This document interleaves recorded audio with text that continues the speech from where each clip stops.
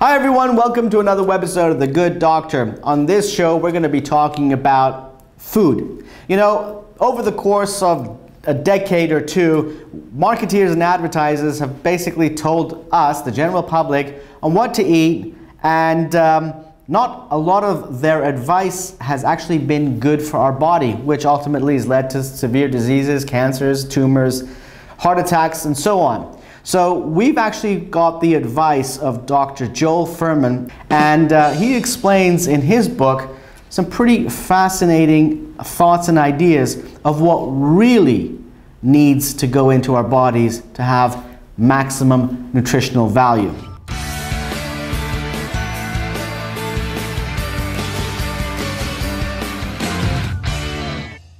So Dr. Furhman, you know, we've seen a whole barrage of books written by athletes, celebrities, chefs, you name it, on cooking meals, etc. What is so paradigmically different between your book and the advice that you give versus everything that's out there? Well, I guess the core philosophy is eating a diet with a rich micronutrient density. That means food gives us macronutrients, or calories. Those are fat, carbohydrate, and protein. And food also gives us those micronutrients that do not contain calories, vitamins, minerals, phytochemicals. And it's designing a diet style with a high micronutrient density, which means more nutritional bang per each caloric buck. Because we find that as a person increases their the nutrient quality of their diet and the nutrient comprehensiveness of their diet, you have less hunger, less cravings, less drive to overeat, and of course, much better health. Now, the question that I have for you as a follow-up is, if you were going to suggest the top 3 or 4 food groups that need to be in our diet, into our food on a daily basis, what would it be? Sure. I mean, 3 of the most beneficial, longevity-promoting anti-cancer foods are green vegetables, beans, and onions. So greens, beans, and onions are right up there on the top. And I even say to people this acronym called GBOMBS. I say GBOMBS.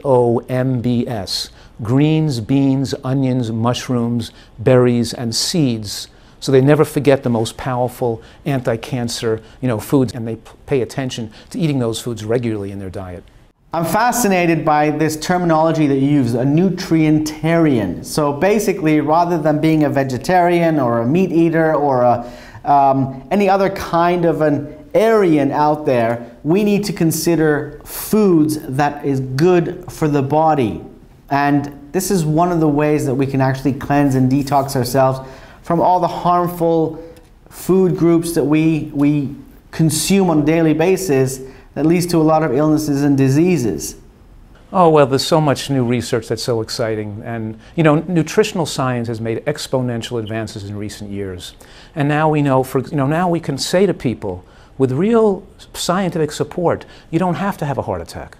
You don't have to have a stroke. You don't have to get demented when you get older. We can win the war on cancer. We've gone down the wrong path in the history of nutrition over the last 50 years, but now we're getting it together. So the point is, it's not that different from the science in the old book, but more advances in science have made the data very conclusive and not controversial. And that means your diet, to be most protective and most beneficial for weight loss, has to be vegetable-based, not meat-based, not bread and pasta-based, not oil-based. But the point is that we have to eat more vegetation, more produce.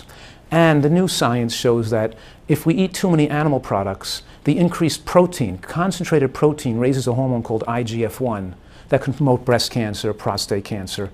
And the bacteria in the digestive tract change in response to either a meat-based or a sugar-based diet. Too much sweets, too much meat in your diet. You grow certain bacteria that actually create inflammation and weight gain and promote heart disease.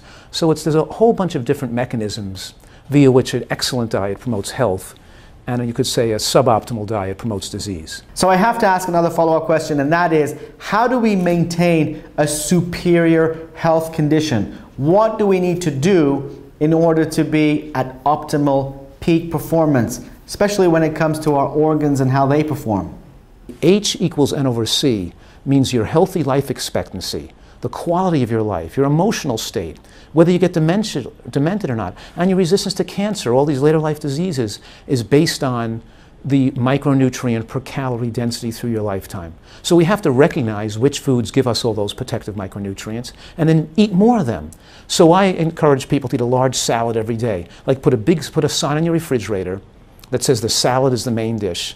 So you're eating raw vegetables with maybe some kale or cabbage and red onions put on top. Maybe a delicious dressing made with tomato sauce and almond butter and fig vinegar or balsamic vinegar with a little raisin in there. Or, you know, we're making the dressings healthy too. Because it's this combination, the synergistic effect of these high nutrient foods that the body can work with to have superior immune function. And, you know, I think that the data is there. And we could say with scientific authority, and we can reduce these cancer rates, breast cancer, prostate cancer, colon cancer, by 90% or more with people adopting what I call a Nutrientarian diet. Well, there you have it. Our conversation revolved around the type of foods that you need to consume in order to maintain a high performance and avoid those foods that are harmful to us. I know that cakes, steaks, hot dogs are absolutely delicious, but based on the conversation that we've just had, they're not nutritionally of value to our bodies. They won't serve us any good. If you've got any thoughts, comments of your own on this subject matter, please leave them down below. Thanks for watching The Good Doctor on eZeLiving.com, where you can find anything and everything lifestyle.